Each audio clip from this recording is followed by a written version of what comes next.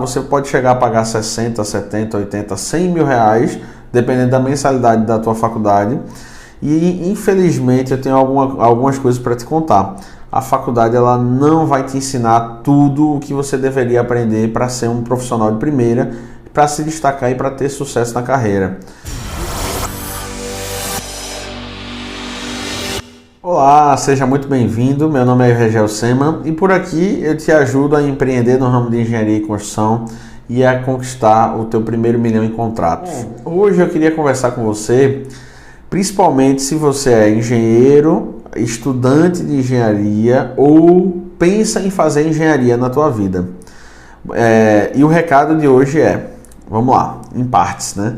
Primeiro, se você vai estudar numa universidade pública, né, tem todo um investimento para que você consiga passar. Às vezes você vai investir num cursinho e tal, e você não vai ter aquele valor da mensalidade. Mas se você for estudar numa faculdade particular, você pode chegar a pagar 60, 70, 80, 100 mil reais, dependendo da mensalidade da tua faculdade. E infelizmente eu tenho algumas coisas para te contar. A faculdade ela não vai te ensinar tudo o que você deveria aprender para ser um profissional de primeira, para se destacar e para ter sucesso na carreira. E eu vou falar hoje um pouquinho sobre isso, o que é que a faculdade não te ensina. Primeiro ponto, a faculdade não te ensina a projetar. Ela não vai te ensinar a projetar, mal e muito mal ela vai te ensinar a ler um projeto. Mas você não vai aprender a projetar.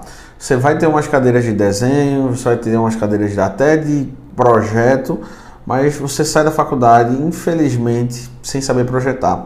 Então, seja um projeto arquitetônico, seja um projeto estrutural, sejam os projetos complementares, um elétrico, hidrossanitário, lógica, enfim, a faculdade não te ensina isso. É muito triste, porque essa é uma possibilidade de você iniciar a tua vida profissional de uma forma que você não dependa muito de outras pessoas, mas a faculdade ela vai te deixar na mão.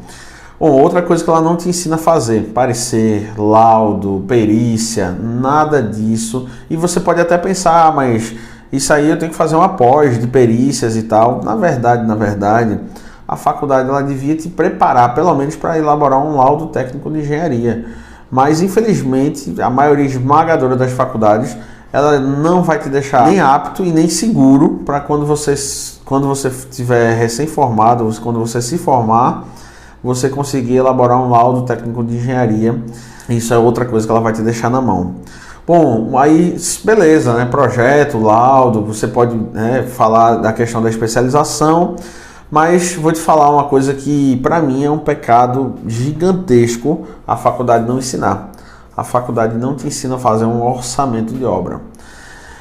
A gente até tem algumas disciplinas de administração de obras, construção civil, construção de edifícios, mas você sai muito verde na parte de orçamento. Eu só fui aprender a orçar uma obra, eu já estava empreendendo, né, no ramo de engenharia. Eu precisava orçar, eu precisava saber quanto que custa e quanto que eu vou cobrar, e entender também a diferença entre o custo da obra, os custos indiretos dessa obra e o preço de venda. Até então eu não sabia. Os meus primeiros orçamentos foram um pouco no chute, um pouco no feeling, por já ter um pouco de conhecimento de obra, mas não foi a faculdade que me ensinou. Eu tive que buscar essa informação fora, eu tive que ler alguns livros de orçamento e entender a dinâmica, como é que funciona uma composição de custo unitária, o que significa BDI, como é que eu componho o preço de venda, quais são os impostos que eu pago quando eu estou executando uma obra. Isso, infelizmente, a faculdade, mesmo que você pague 100 mil reais para ter o teu diploma de engenharia civil, você não vai estar apto, não vai estar preparado para fazer um orçamento assertivo. E você pode até estar pensando, beleza, mas eu não pretendo trabalhar com orçamento, talvez você nem saiba ainda se quer realmente empreender, se quer ter sua empresa, se quer trabalhar numa empresa, trabalhar na construção de um prédio, de uma ponte, de um aeroporto. Mas eu vou te falar, você precisa entender o mínimo de orçamento, porque você vai precisar seguir aquele orçamento. Se você estiver responsável pela execução da obra de um prédio, O dono da empresa, o diretor técnico, o diretor de obras, o supervisor de obras, seja quem for, ele vai te entregar o orçamento do prédio e ele vai querer que você siga aquele orçamento, que você preferencialmente gaste menos do que foi o orçado para aquela obra. Bom, outra coisa que a faculdade não vai te ensinar é o planejamento e o controle de obras. Eu fiz um MBA em planejamento e controle de obras, porque era algo que eu sentia uma necessidade extrema, aprender a planejar, aprender a fazer um cronograma físico-financeiro, aprender a controlar uma obra, né, a saber o que eu preciso controlar dentro da obra. E isso, pasme, a faculdade também não vai te preparar, não vai te ensinar. A gente aprende diversas coisas dentro da faculdade, muitas delas a gente não vai usar na vida real, na vida prática, no dia a dia, e algumas coisas que são imprescindíveis para o dia a dia do engenheiro, a gente não aprende. A parte de planejamento. E eu não digo nem você mexer no MS Project, num Primavera, num Risk Análise. Não, o que eu digo realmente... se você não sabe, né, são alguns softwares usados para o gerenciamento e o planejamento de obras. Mas eu não digo nem você dominar uma ferramenta, você dominar um software. O que você precisa entender são conceitos, você precisa entender como é que funciona, você precisa entender a base para que você consiga efetuar um planejamento, um cronograma. E aí você até com um Excel você vai conseguir fazer. Depois você vai sentir a necessidade, talvez, né, de partir para softwares mais robustos, com mais recursos para te ajudar tanto no planejamento quanto no controle da tua obra. E hoje em dia, né, com a chegada de vários ERPs, com vários sistemas e muitos sistemas focados para obras, você tem até sistemas mais simples que te ajudam tanto no planejamento quanto no acompanhamento da obra. Só que beleza, tudo o que eu falei até agora, né, são atributos técnicos, porque a faculdade, inclusive, ela vai te formar um bom técnico, ela vai te dar um básico, né, uma base técnica muito boa.